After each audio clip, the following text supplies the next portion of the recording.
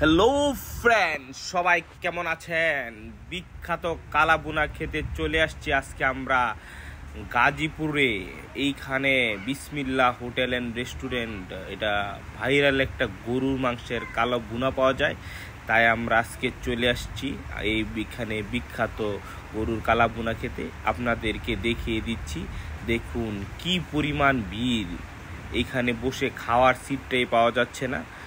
প্রচুর পরিমাণের মানুষ, দূর দূরান্ত থেকে অনেক মানুষ আইসা এখান থেকে গরুর কালাবুনা খায়।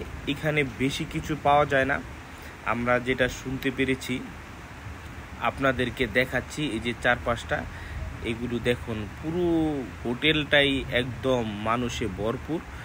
ভিতরে এসির ব্যবস্থাও আছে, আপনারা চাইলে এসির ভিতরে বসতে পারবেন। এবং বাইরের এই লোকটা দেখান, এই যে দেখা যাচ্ছে ঐতিহ্যবাহী বিসমিল্লাহ হোটেল অ্যান্ড রেস্টুরেন্ট। এখন আপনাদেরকে বাইরের পরিবেশটা এবং বাইরে রান্না করার জায়গাটা দিচ্ছি। এটা হচ্ছে আমাদের পাক ঘর বা চুলা রান্নার ঘর বলে। এই যে দেখুন গরুর মাংসে লাকড়ির চুলা দিয়ে কি সুস্বাদুকর, দেখে জিভে জল চলে আসার মতো।